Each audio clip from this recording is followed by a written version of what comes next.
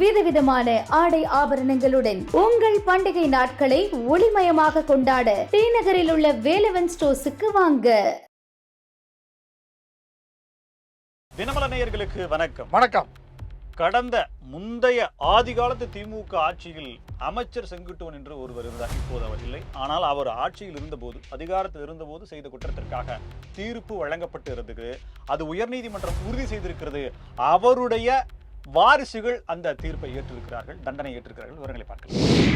சர்க்கார் படத்துல அன்றைய காலம் சென்ற முதல்வர் ஜெயலலிதா பத்தி நீங்க தப்பு தவறா பல விஷயங்கள் பேசுனீங்க. அதுக்காக தான் அதிமுக தொண்டர் ஒரு அந்த பேனரை கிழிச்சாரு. ஆனா அதுக்கும் இதுக்கு என்ன சம்பந்தம் அப்படின்னு பேசும்போது ஆதவர்ஜுனா அதை மட்டும் கிழிக்காம தான் நீங்க தான் இந்த ஆட்சிக்கு வந்திருப்பீங்க, நாங்க வெளியே இருந்திருப்போம் அப்படின்னு சொன்னா அது என்னன்னு பார்ப்போங்க. நம்ம தென்னிந்திய முதலமைச்சர்களுடைய மாநாடு, தலைவராக உள்துறை அமைச்சர் அமித்ஷா, துணைத் தலைவராக தமிழக முதலமைச்சர் சி ஜோசப் விஜய். மாநாட்டில் என்ன நடந்தது? கேரளா ஒரு பக்கம் புதிதாக அணை கட்ட வேண்டும் என்று சொல்கிறது. கர்நாடகா மேகதாதுவில் அணை கட்டினால் இருவருக்கும் லாபம் தானே என்று பசப்பு வார்த்தைகளை சொல்கிறது. தமிழக முதலமைச்சர் விஜய் அவர்கள் என்ன பேசினார்? விவரங்களை பார்க்கலாம். ரேஷன் அரிசிலாம் பார்த்தீங்கன்னா பிரியாணி அரிசி மாதிரி அவ்வளோ தரமான அரிசிங்க. நாங்கள் எவ்வளோ நல்ல அரிசியை கொடுத்துட்ருக்கோம். ஆனால் கடைசியில் பார்த்தா கோழியும் நாயும் தான் சாப்பிடுது அப்படின்னு சொல்லப்படுது அப்படின்னு திமுக சொல்ல. அதெல்லாம் கரெக்டுங்க. உங்கள் ஆட்சி காலத்தில் கோழி தான் சாப்பிட்டு இருந்துச்சு. இப்போ தான் நாங்கள் தரமான அரிசியை கொடுக்க முயற்சி செய்கிறோம் அப்படின்னு ஆதவர்ஜுனா சொல்லியிருக்காரு. என்னென்னு பார்ப்போங்க. நம்ம ஆட்சி விமர்சிச்சா கைது பண்ணுவீங்களா? உங்களை யாருமே குத்தம் சொல்லக்கூடாதா? கடந்த ஒரு மாசத்துல 25 பேர்த்த கைது பண்ணிருக்கீங்க. அட்டாக் மோடில் மாறி இருக்கிறார் வீத லீடர்ஸ் அமைப்பினுடைய தலைவர் அண்ணாமலை அவர்கள். தாங்குமா தாவேகா? பார்க்கலாம். ஆன்மீக சின்னத்தை தவறாக சொன்னதுக்கு வழக்கு தொடுக்கப்பட்ட நிகழ்வில் கவுன்சிலர் உமானந்த் அவர்கள் தான் அந்த வழக்கை கொடுத்துருந்தாங்க. பாஜகவை சேர்ந்த அந்த பெண்மணி அவங்க. அந்த வழக்குக்கு நான் மன்னிப்பு கேட்டேன், தயவு செஞ்சு விட்டுருங்க, இனிமேல் பேசவே மாட்டேன் அப்படி பொன்முடி கதற பதில் சொல்லியிருக்காரு. நீதிமன்றத்தில் வழக்கை முடித்திருக்கிறார். என்னன்னு பார்ப்போங்க. நம்ம இதை பத்தி தான் இன்னைக்கு நம்ம பார்க்க போறோம். இது சைலைட்ஸ்.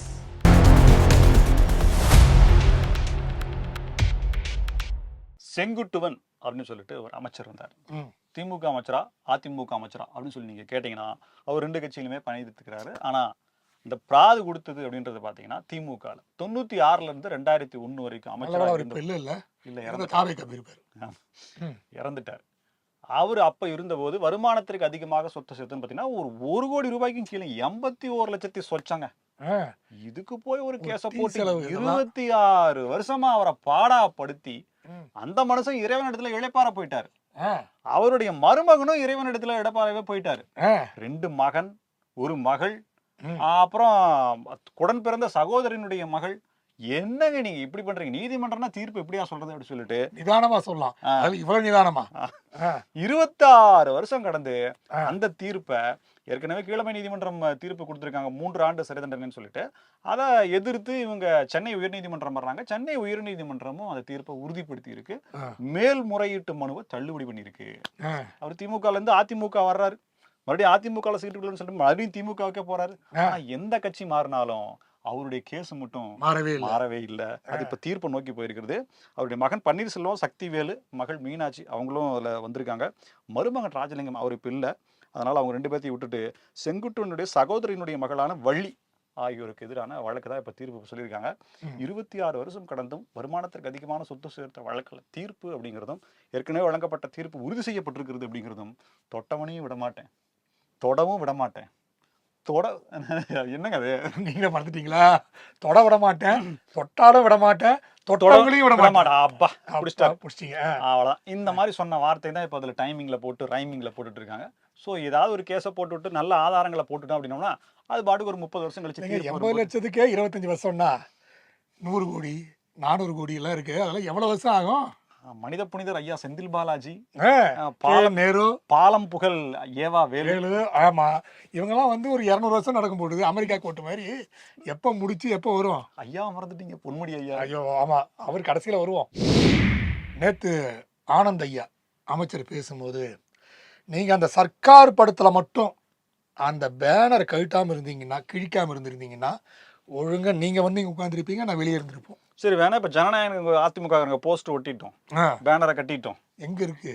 இல்ல சொல்றேன் நான். OTT கிழிச்சாங்க, இப்ப ஒட்டிடுறாங்க. ஓட்டிட்டு தான் என்ன இது பேசுற பேச்சு? மக்கள் ஓட்டு போட்டு தேர்ந்தெடுத்தாங்க. பஞ்சுங்க அதெல்லாம். பஞ்சு ஒருத்தர் பதிவு போட்டிருக்காரு, ஆ, சர்க்கார் படத்தை பத்தி பேசுறாரு. அப்புறம் வந்து இன்னும் என்னமோ நிறைய விஷயங்களை போட்டு, இது எல்லாமே கட்சியினுடைய மீட்டிங்ல, மாற்றுச்சாளர்களுடைய மீட்டிங்ல பேச வேண்டிய பேச்சுக்கள் எல்லாமே பேசுறாரே தவிர அனுபவப்படுறாங்க. ஒரு மேகதாது அணை பிரகாரம் பற்றியோ குறித்தோ, காவிரி பிரச்சனையை குறித்தோ, இல்ல முல்லை பெரியார குறித்தோ, இல்ல அரிசி உற்பத்தி ஆகுது அதை பத்தி ஏதாவதுன்னா, காவிரியில மேட்டூர்ல இருந்து தண்ணி வரலையே அதை பத்தியோ, அதெல்லாம் புள்ளி சட்டம் ஒழுங்கு பிரச்சனையை பத்தியோ, இதெல்லாம் ஏன் கொடுத்த வாக்குறுதிகளை பத்தியோ, சரி பத்தியா பேசலாம். எதுக்கு பேசணும்? அதெல்லாம் யாரு கேட்க போறா? இப்ப அப்படி சர்க்கார்னு சொன்னா அப்படி பொங்கி எழுதுறாங்க இல்லையா மக்கள்? இதுக்கு திமுக பதில் சொல்லிட்டாங்க. அதாவது நம்ம இவரு இப்ராஹிம் அவரு பேசினப்பல அவர் சொன்னார், இவர் வந்து கேள்விக்கு பதில் சொல்ல மாட்டாரு, இவர் பேசுனதுல இருந்து கண்டென்ட் எடுத்து ரீல்ஸ் எவ்வளவு போட முடியும், ரீல்ஸுக்கு கண்டென்ட் கொடுத்தமா போனோமா அப்படின்ற மாதிரி. இல்ல இன்னைக்கு இன்னொரு எம்எல்ஏ, திமுக எம்எல்ஏ கூட சொல்லியிருக்காரு, எப்ப கேட்ட கேள்விக்கு உடனே பதில் சொல்லுங்க, கேட்ட கேள்வி முடிச்சு 6 மாசம் கழிச்சு பதில் சொல்லுவீங்க போட்டு பதிலே வரமாட்டேங்குது. யார் யாரோட எல்லாம் நாங்க அரசியல் பண்ணி கடைசியில எங்களுடைய ஆசீர்வாதம் லாபமா ஆசீர்வாதமா தெரியல. அந்த சர்க்கார் படம் 2018 வெளியே வந்துச்சு, சன் பிக்சர்ஸோடது. அந்த படத்துல வந்து அந்த வரலட்சுமி அவங்க வந்து வில்லியா நடிப்பாங்க. அதில் வந்து கோமலவல்லி அப்படின்னு பேர் வச்சுருப்பாங்க. அந்த அம்மா காலமான அப்புறம் தான் படம் எடுக்கப்பட்டது. அந்த வன்மத்தெல்லாம் மொத்தமாக கொட்டினாங்க அதில். அதுக்கப்புறம் வந்து பொதுப்பணித்துறை அமைச்சர்னு சொல்லி எடப்பாடியரை வந்து அதை கிண்டல் பண்ணி எடுக்கப்பட்ட காட்சிகள். அதுக்கப்புறம் வந்து அந்த அம்மா கொடுத்த இலவச மிக்சி, டைரக்டரை தூக்கி போடுவார் தெரியுமில்ல அந்த படத்தில், டைரக்டரை வந்து தூக்கி போட்டு போவார். ஸோ இது மாதிரி காட்சிகள்லாம் வந்து பண்ணும்போது ஒரு காசி தியேட்டர் பக்கத்தில் ஒருத்தர் வந்து பேனர் கிழிச்சாராம். அது ஒரே ஒரு வீடியோ தாங்க வந்துச்சு, அது வச்சு இவங்க ஆட்சி கொண்டாங்களாம். பாத்துங்க, ரங்கநாத பெருமாளை நீங்க அவமதிச்ச மாதிரி ஒரு பேனர் கிழிச்சதுக்கு ஆட்சிக்கு வராம போயிட்டாங்க. 5 பேனர் கிழிச்சா பிரைம் மினிஸ்டர் நாங்க, நீங்க ஒரு பேனர் 5 பேனர்லாம் பிரைம் மினிஸ்டர் தான் ஞாபகம் வருது. தமிழ்நாடு கும்மிடி பூண்டி நீங்க தாண்டிட்டீங்கன்னா ஒரே வடக்கன் ஸ்துதி பாடலா இருக்கு. தளபதி ஜி ஆப்கே ஏ பந்தே ஹே மாதரம் கே பாரத் மாதா கி பாரத் பிதா கி தளபதி ஹே அப்படின்ற மாதிரி சொல்றாங்க. கொடியை இழுக்கும் போது ஸ்லிப் ஆகி விழுந்துனா அந்த கொடியாடு காத்தாரு பாருங்க அவரு அப்படின்லாம். ஜியோ ஹாட் ஸ்டார் ஏர்டெல பத்தி எல்லாம் பேசுறாங்க. ₹1 சேர்த்து போட்டாங்கன்னா கம்பெனியை விலக்கி வச்சிருவாங்க, தமிழ்நாட்டிலே மூடிடுவோம் அப்படின்னு லெஃப்ட் டு ரைட் டு வாங்கிடுவாங்க. என்னையா அவர்லாம் வந்து அமெரிக்க அதிபரோட டீலிங் பண்ணிட்டு இருக்காப்ல, அந்த அமெரிக்க கோர்ட்டே அவரை ஒண்ணும் பண்ண முடியல. இவங்க என்ன பண்றாங்கன்னு ஒண்ணு புரிய மாட்டேங்குது. ஒரு இன்ஃப்ளூயன்சர் 15,000 கொடுத்துறாங்களா? 75,000. அப்படியா? இல்ல மாசத்துக்கா வருஷத்துக்கா? அது ஒரு வீடியோக்கா இல்ல ஒரு மாசத்துக்கு கூட நாளைக்கு வந்து பிதாஜி மாதாஜி சில பல ஃபாலோவர்ஸ் வேணும், அதுக்கு நீங்க கிரைட்டீரியா நீங்க ஃபில் பண்ணணும். நீங்க எங்க இருக்குன்றது தெரியல, நீங்க போய் நீங்க இதுக்கெல்லாம் வராதா என்னங்க நீங்க? சரி ஒரு 75,000 இல்லனாலும் கடைசி வரைக்கும் தினமலர் தான் சைடுல. 25,000 ஒரு 50,000 குறைச்சு கிழிச்சு கொடுங்க, இது இல்லைன்னா கூட பரவாயில்லன்னு சொல்லிக்கலாம் நம்ம. ஸோ இது மாதிரி வந்த ஆட்சி தான் நீங்க தமிழ்நாடு டுடேன்னு சொல்லி ஒரு டிவி சேனல். அதுல வந்து ஒரு பெண் நெறியாளர் ஒருத்தங்க வர்றாங்க, அவங்க பேசுறாங்க பாருங்க தமிழ், சுந்தர தமிழ். கம்பர் நாவல வந்து சரஸ்வதி தாய தாண்டவம் ஆடுதுன்னா பாத்துங்களேன், முதலமைச்சர்னு வரல, முதலமைச்சர் தான் வருது. 5 நிமிஷம் கேட்டீங்கன்னா டிப்ரெஷன் ஆயிருவீங்க, அந்த அளவுக்கு இருக்குது. இணையம் பூரா அவங்களுடைய வீடியோ தான். ஏங்க மன்மத நன்றி சொல்லும் போது அவங்க ஒண்ணு சொல்றாங்க, இந்த தமிழ் ஆகச் சிறந்த கருத்துக்களை பதிவிட்ட சட்டசபையில் மன்மத நன்றிகள் என்று கிளுகிழுப்பை ஊட்டிய சட்டமன்ற உறுப்பினர்கள் இருக்கு. சொல்லும் போது போதாத கேட்க மாட்டீங்களா நீங்க? ஏதோ ஒரு 30,000 போகுது வியூஸ், ஜென்சி வந்து போட்டு நீங்க அதையும் கெடுத்துக்காதீங்க. ஐயா உங்களுக்கு ஒன்றும் சொல்லலையா? தென் மாநில முதலமைச்சர்களுடைய மாநாடு கூட்டம் டிஃபன் பாக்ஸ் சாப்பாடுலாம் கொண்டு வந்திருக்காருங்க. ஆமா, என்ன கொடுத்துருக்காங்க? ஏங்க அவர் கொண்டு வரல, அமித்ஷா உள்துறை அமைச்சர் அவர்களுக்கு கொடுத்துருக்காரு. அதாங்க கொண்டு போய் கொடுத்துருக்காரு அவரு. நீ எங்க பேச ட்விஸ்ட் பண்ணி விடுறீங்க?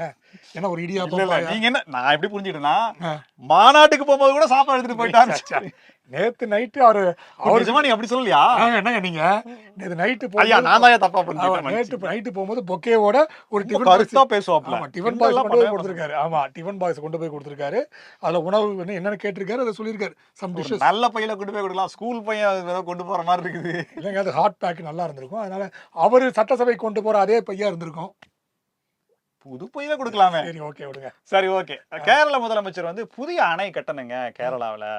நம்ம அந்த முல்லை பெரியாறுல ஒரு புது அணை கட்டுவோம், நீங்க அணை கட்டுறதுனுடைய டிசைனை நீங்களே சூஸ் பண்ணுங்க, அணையை நீங்களே கட்டுங்க, எவ்வளவு சொல்லுங்க, நாங்க எப்படியாவது திரள் நிதியை திரட்டி நாங்க கொண்டு வந்து கொடுக்குறோம் அப்படின்னு. சீமான் ஒப்படைச்சிட்டாங்க பொறுப்பை. இல்ல நான் ஒரே ஒரு விஷயம் தான் சொல்றேன் ஐயா, அதுக்கான அந்த கல்லை மட்டும் நீங்க கேரளால இருந்து கொடுத்துருங்க. கேரளா கல்லுல கட்டினாதான். எந்த கல்லு? கல்லு கருங்கல் இல்ல, கல்லு இந்த கல்லுக்கு வைக்கணும்னு நினைச்சேன் நானு. ஐயா கல் அல்ல கல். சரி ஓகே. நாக்க முன்னாடி வைக்கணும். இல்லைங்க, கேரளானால அந்த கல்லு ஞாபகம் வந்திருக்குமோ நினைச்சேன். சரி சொல்லுங்க. அப்புறம் தவளக்கறி கேட்பீங்க. அதுக்கு அடுத்தது ஆமக்கறி கேட்காத வரையும் நல்லது சொல்லுங்க. ஆமக்கறிலாம் கிடைக்காது. இல்ல திரள் நிதினு வரும்ல. இப்ப எதுக்கு அவங்க இழுக்கிறீங்க? சரி வாங்க. கேரள முதலமைச்சர் அப்படின்னு சொல்லியிருக்காரு. சரி அவர் தான் அப்படி சொல்லிருக்காரு.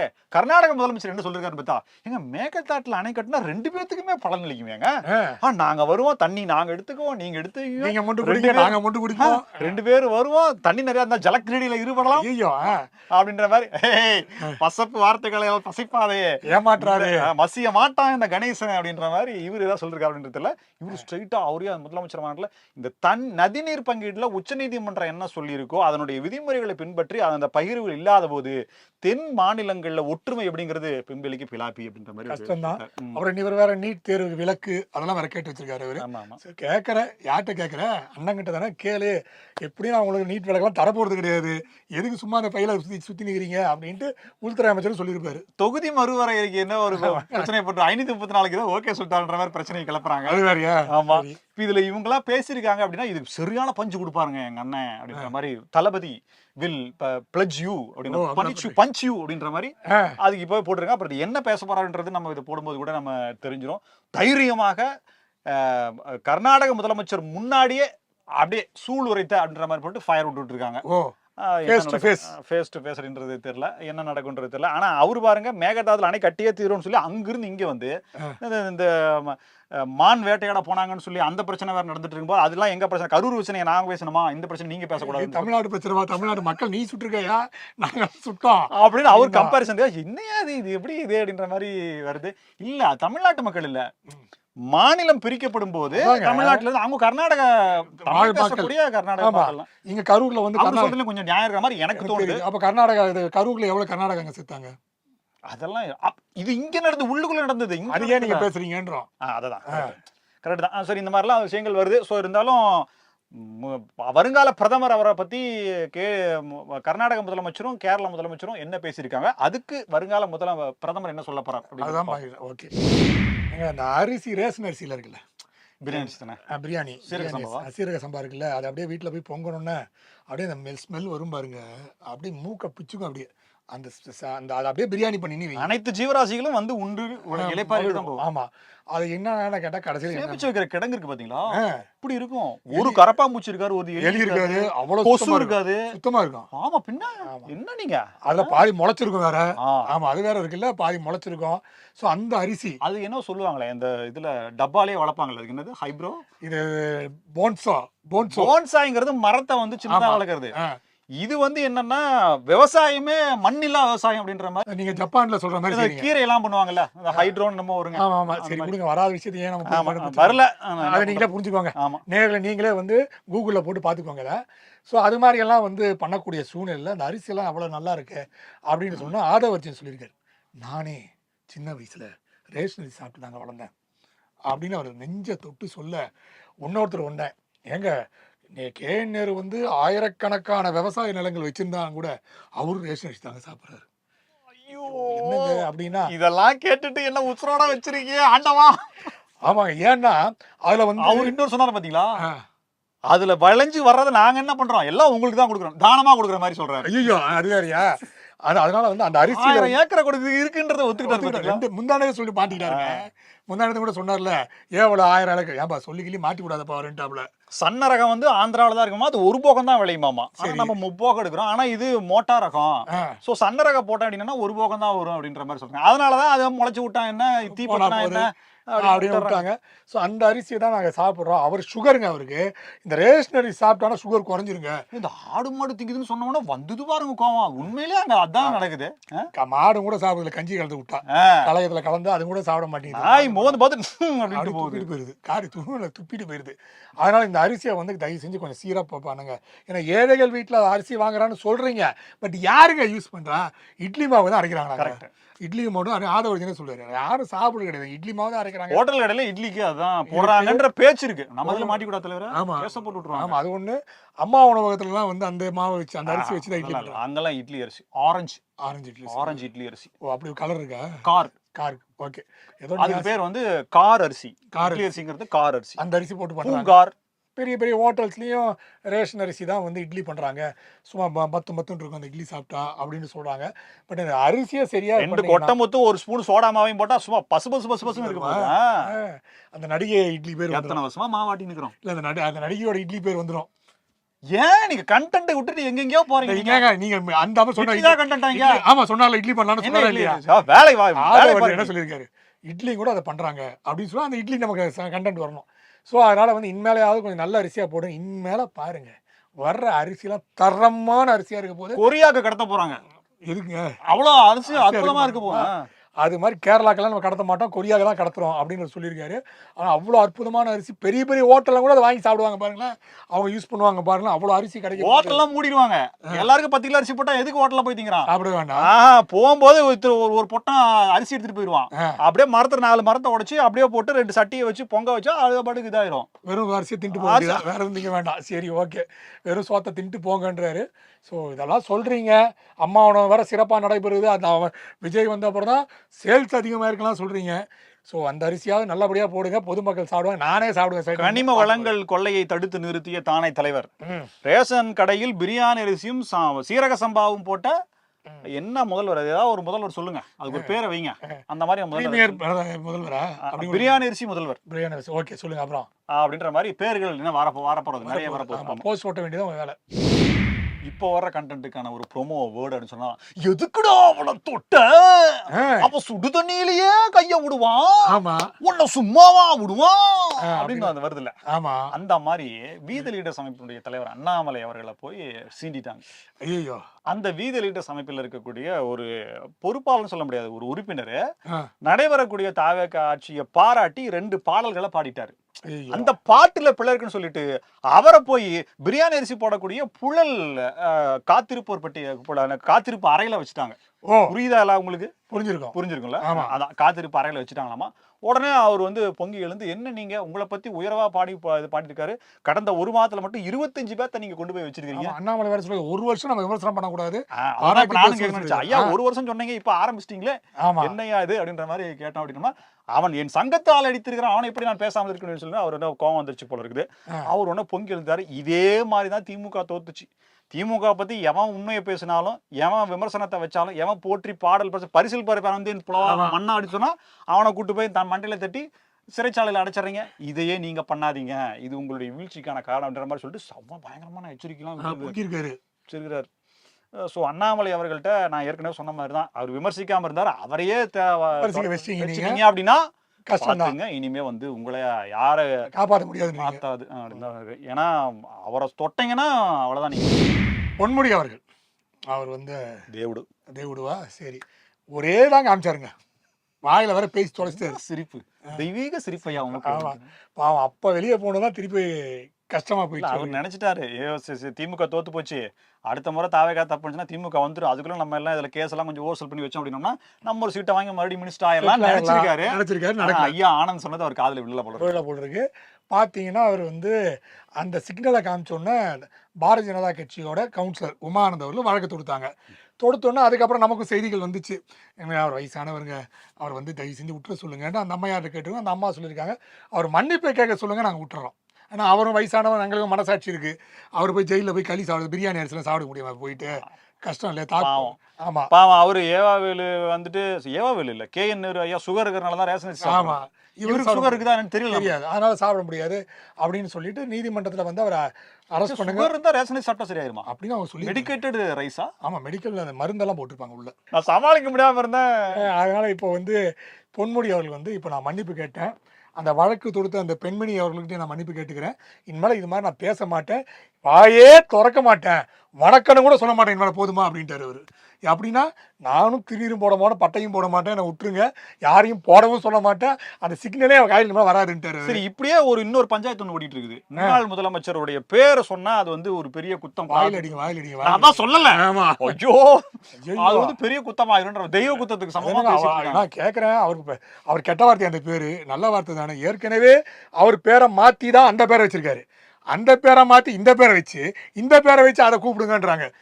எந்த பேரை தான் அப்பா கூப்பிடுது? அப்பா வச்சு எப்படிதான் கூப்பிடுறது? அவர் எப்படி கூப்பிடுறது? அதான் சொல்லியிருக்காங்கல்ல. அவர் மந்திரி குமாரில ஒண்ணு சொன்னா தெரியுமா? அதுக்கு நம்ம வேலுச்சாமி, திருச்சி வேலுச்சாமி அவரு விளக்கம் கொடுத்திருக்காருல. அந்த பேருக்கு என்ன அர்த்தம்ன்றது அவரு வேற கொடுத்துட்டாரு. அவரே நாங்க பாத்துட்டோம். வேற அது எப்படிதான் கூப்பிடுறது? அதுதான் கஷ்டம். அவரே எழுதின வசனம் வேற இருந்தாலும் கூட பரவாயில்ல. அவரே தன் கைப்பட எழுதின வசனம். அதனால அந்த பேரை மட்டும் நீங்க கூப்பிடுங்க அப்படின்னு சொல்றாங்க. அதுக்கு என்ன இவர் சாரி எல்லாம் வேற ஏறி கேட்டார். இன்னும் எனக்கு புரியவே இல்லை. எதுக்கு முதல்வர் சாரிங்க பேர் சொன்னதுக்குன்றது எனக்கும் புரியல. அப்ப ஜெயலலிதா அம்மையார் பேர் எப்படி சொல்லுவாங்க? அம்மையா புரட்சி தலைவின்னு சொல்லுவாங்களா? ஒன்றும் புரியல. இதே போல பல புதிய தகவல்களோடு மீண்டும் உங்களை சந்திக்கிறோம். இது சைட்லைட்ஸ். நன்றி.